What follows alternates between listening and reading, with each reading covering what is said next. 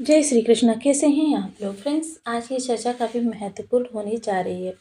आज हम चर्चा करने जा रहे हैं गुरु की 4 कारणों से, क्योंकि गुरुदेव देखिए बहुत ही सकारात्मक प्लैनेट होते हैं और इनकी अगर सकारात्मकता मिल जाए तो वो 4 कारण इस समय पर गुरु में बड़ा परिवर्तन लेकर आने जा रहे हैं, उनकी चर्चा करेंगे तो बहुत महत्वपूर्ण रहने वाली है। गुरु देखिए जो कि वक्री अवस्था में पहले आपके कर्क राशि में वक्री हुए थे और ये पीछे की ओर राशि परिवर्तन किया। राशि परिवर्तन करने का देखिए ग्रह का कारण होता है, जब वो वक्री होता है तो पीछे की ओर गति करने लगता है, फलता अपना डिग्री बल जो है वो कम करने लगता है, पीछे के नक्षत्रों में गोचर करने लगता है और जब पीछे की ओर चलते चलते वो जीरो पर आ जाता है तो वो 30 डिग्री से पिछले भाव में प्रवेश कर जाता है, यानी वक्री गति हो जाती है उसकी।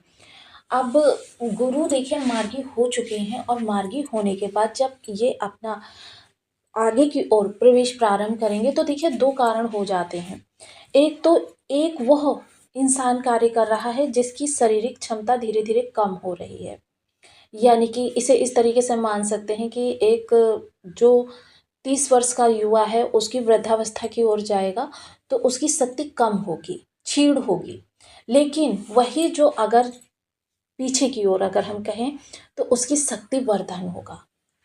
एक क्षीण व्यक्ति, शारीरिक क्षमता क्षीण व्यक्ति कार्य करे और एक शारीरिक क्षमता बढ़ती हुई कार्य करे, दोनों में जमीन आसमान का अंतर होगा। और यह जो जमीन आसमान का अंतर होगा ये गुरु के अंदर होगा कि पहले वो क्षीण होती शक्तियों के साथ आपको प्रभाव दे रहे थे, अब उन्हीं स्थानों से वृद्धि होती हुई शक्तियों के साथ आपको प्रभाव देंगे। दूसरा क्या है कि देखिए जब भी कोई ग्रह वक्री होता है तो उसका उस स्थान से जब भी राशि परिवर्तन कर लेता है, हालांकि ऐसा बहुत कम होता है क्योंकि गुरु ने काफ़ी लंबे समय से, और फिर दूसरे क्या है इनकी चाल जो है अतिचारी है, जिस कारण से इन्होंने शीघ्रता से अपना डिग्री बल भी घटाया था और जिस कारण से ये पिछले भाव में पहुंच गए थे। वैसे मोस्टली ऐसा बहुत कम होता है। अब जब ये मार्गी हुए हैं तो उसी अतिचारी रफ्तार के साथ आगे की ओर बढ़ रहे हैं, जिससे इनका डिग्री बल भी तेजी के साथ बढ़ रहा है। अब डिग्री बल जब तेजी के साथ बढ़ेगा इनका तो क्या होगा कि ये इनकी दृष्टियाँ, यानी कि सामान्य अवस्था में आ गए। पहले क्या था, इनकी दृष्टियों का प्रभाव जो था वो आपको कर्क राशि से ही प्राप्त हो रहा था क्योंकि ग्रह असमंजस में था, उसकी एक जगह पर शक्ति केंद्रित हो गई थी। अब ग्रह अपनी शक्तियों को पुनः लेकर आगे की ओर प्रस्थान कर रहा है, जिस कारण से अब इनका दृष्टि प्रभाव जो है आपको मिथुन से ही प्राप्त होता हुआ दिखाई देगा। तीसरा कारण यह बनेगा कि जब देखिए एक उद्दंड बालक होता है कि जिसके ऊपर ना तो माता पिता की छत्र छाया होती है, ना पारिवारिक जिम्मेदारियां होती हैं, ना वो अनुशासन में होता है, गुरुजनों का साथ नहीं होता, वह जिस तरीके से व्यवहार करता है, यानी कि उद्दंड बालक। एक वह बालक जिसको माता पिता का अनुशासन भी होता है, गुरुजनों की छत्र छाया भी होती है और जिसके ऊपर जिम्मेदारियां भी होती हैं, वह बालक। दोनों बालकों के कार्यकलाप में जमीन आसमान का अंतर होता है। वही चीजें अब राहु के साथ होने जा रही हैं। अब आप कहेंगे राहु की चर्चा यहाँ पर करना क्या आवश्यक था? बिल्कुल था, क्योंकि गुरु और राहु का नवम पंचम का योग बना हुआ है। नवम पंचम यानी ज्ञान और भाग्य। ज्ञान और भाग्य इस समय प्रचुरता में आपकी वृद्धि कारक, एक का ज्ञान दूसरे को जा रहा है और दूसरे की भाग्य दूसरे को जा रही है, तो काफी महत्वपूर्ण होने जा रहा है। अब जब राहु देखिए उद्दंड बालक थे अभी तक, अब इनको जब शुक्र गुरु का साथ मिला तो ये अनुशासन में आए, बुध मित्र का साथ मिला तो ये सही मार्ग को कवर करेंगे, यानी कि जो अभी तक उद्दंडता में, अब उनको सही दिशा निर्देश मिलेगा, जिसकी वजह से वो अपनी शक्तियों का सही स्थान पर सही उचित प्रयोग करेंगे।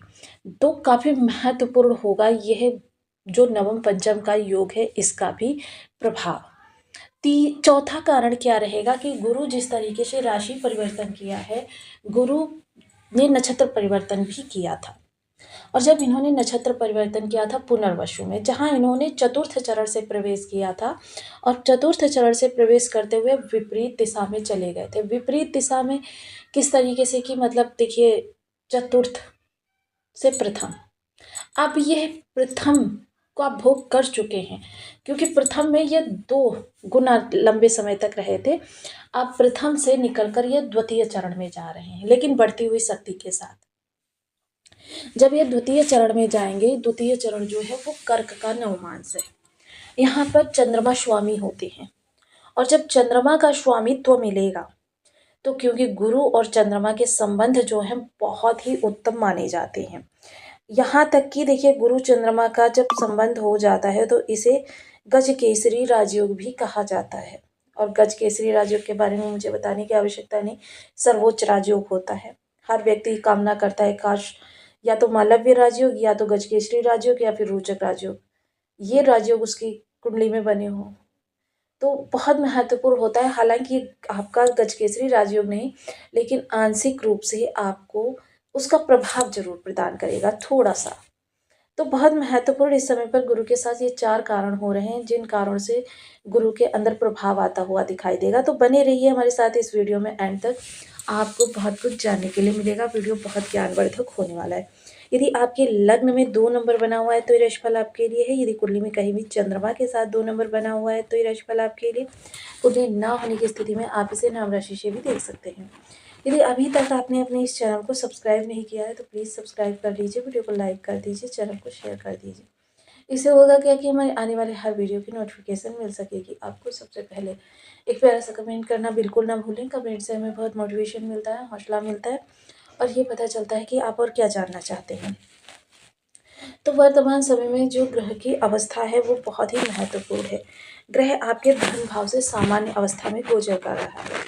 देखिए, गुरु का स्वभाव है, ना तो आपको आपकी योग्यता से अधिक देते हैं, ना आपको छलांग लगवाते हैं, ना आपको पुश करते हैं, लेकिन आपकी मेहनत का आपको मिलता है, आपकी योग्यता का आपको मिलता है। अगर आपने किसी स्थान पर मेहनत की है और उसका आपको रिटर्न नहीं मिला, या आपके काम को कम करके आंका गया, तो उसका अब आपको बहुत ज़्यादा अच्छा रिजल्ट मिलता हुआ देखा जाएगा। जो चीज़ें आपने पिछले समय में बोई थी, उनको अब प्राप्त करने का समय आ गया। मोस्टली क्या होता है, किसान खेत में बीज डालता है, 4 माह उपरांत उसको फसल प्राप्त होती है। अब जब गुरु के कष्टकारक समय में आपने अपना 100 जब दिया, तब आपको 10 to 20% उसका क्रेडिट मिला। अब वो जो क्रेडिट, जो आपका रोपा गया कार्य, यानी कि धरती के अंदर जो गहराई में रोपा गया, वो अब आपको कई गुना अधिक होकर मिलने जा रहा है। चीज़ें आपके लिए अब विस्तार लेती हुई दिखाई देंगी, लेकिन सकारात्मकता से। अब ये गुरु देखिए धन भाव में है, तो धन में इस समय पर वृद्धि होगी। वाणी आपकी बहुत अच्छी रहने वाली है, बहुत पोलाइट रहने वाली है, लेकिन चतुराई रहेगी। किस तरीके से किससे अपना कार्य निकलवाना है, शालीनता से, सजगता से, और दूसरे का अहित भी ना हो, इस तरीके से यह आपके अंदर क्षमताएं विकसित होगी, जिस कारण से वाणी का भी आपको लाभ बहुत अच्छा मिलता हुआ दिखाई देगा। षष्ठ भाव पर गुरु की दृष्टि का मतलब ये होता है कि जिस तरीके से शरीर के अंदर इम्यूनिटी होती है, उस तरीके से आपकी बाह्य जगत से इम्यूनिटी, यानी कि आपकी प्रतिरोधी शक्तियाँ जो होती हैं, जो आपकी समय को वेस्ट कर सकती हैं, आपके कार्य को नुकसान पहुँचा सकती हैं, आपकी क्षमता को डिस्ट्रॉय कर सकती हैं। तो इम्यूनिटी शक्ति बनकर समझ लीजिए आपकी प्रतिरोधी शक्तियाँ बनेंगे गुरुदेव महाराज। आपके जो स्त्री भाव के जितनी भी नेगेटिविटी आपको परेशान कर सकती हैं, आपको समय वेस्ट कर सकती हैं, आपका धन वेस्ट कर सकती हैं, शारीरिक क्षमता वेस्ट कर सकती हैं, उनसे गुरु रक्षा करने का कार्य करेंगे। सप्तम स्थान, सप्तम दृष्टि अष्टम स्थान पर पड़ेगी। अष्टम स्थान किस चीज का होता है? आपकी आध्यात्मिकता का, स्पिरिचुअलिटी का, बाधाओं का, अचानक होने वाली घटनाओं का, अचानक धन का, अचानक परेशानियों का, अचानक खुशियों का। तो गुरु की आप देखिए सकारात्मक दृष्टि है, मार्गी दृष्टि है, अतिचारी दृष्टि है, यानी अब खुशियों में विस्तार होगा। अचानक धन, देखिए गुरु आपको कोई खजाना नहीं दिलाते, बल्कि आपके सामने कुछ ऐसे अवसर प्रस्तुत करते हैं, जिन अवसर के पकड़कर आप अपने जीवन में उस लक्ष्य को प्राप्त कर सकें, जो लक्ष्य आपको बहुत उन्नति तक ले जा सकता है। यह गुरु का विस्तार होता है। इसके उपरांत अगर मैं चर्चा करूं, देखिए रहस्यमयी क्रियाएं, कोई सिद्धि प्राप्त करनी है, ध्यान साधना, ध्यान नहीं लगता था अभी तक, या आपका किसी गुप्त कार्य में, रिसर्च फील्ड, इंटेलिजेंस, इन सब चीज़ों में आपका मन अब लगना प्रारंभ होगा। अब जब मन लगेगा तो ज़ाहिर-सी बात है सफलता दूर नहीं है। नवम दृष्टि जो दसम स्थान पर जाएगी, जहाँ राहु पहले से विद्यमान है। अब देखिए यहाँ पर 20% आपके प्रभाव पड़ जाएँगे। अब कहेंगे आप कि अभी तक तो आपने कहा था कि गुरु आपकी योग्यता से अधिक नहीं देते। जी हाँ, क्योंकि नवम दृष्टि जो भाग्य को रिप्रेजेंट करती है, यानी अब आपको 20% भाग्य का साथ मिलेगा। आपको आवश्यकता से अधिक नहीं मिलेगा, मतलब आपकी योग्यता से अधिक नहीं मिलेगा, लेकिन आपको भाग्य का साथ मिलेगा। अब जब भाग्य होती है यानी 50% भाग्य आ गई और 50% आपने कार्य कर लिया, मेहनत कर दी, तो आपका 100 हो गया। 100 हो गया यानी आपने मेहनत थोड़ी की, लाभ ज़्यादा मिला। तो इस समय 20% आपको ज़्यादा लाभ मिलता हुआ दिखाई देगा करियर संबंधी, क्योंकि हर एक व्यक्ति आजीविका से जुड़ा हुआ कोई ना कोई कार्य अवश्य करता है। और जो आजीविका से जुड़े हुए कार्य होते हैं, उनमें आप कह सकते हैं कि आपको 80% मेहनत करनी पड़ेगी और 20% इस समय आपको भाग्य का साथ मिलता हुआ दिखाई देगा। चाहे आपको करियर चेंज करने की बात हो, करियर स्टेबिलिटी की बात हो, या फिर कोई भी क्रेडिट कार्य का ही ले लीजिए। अब यहाँ पर एक चीज़ और आपके साथ होती हुई देखी जाएगी कि मतलब देखिए बहुत से लोगों के बर्थ चार्ट में गुरु खराब होंगे, बहुत से लोगों की गोचर कुंडली में गुरु खराब होंगे।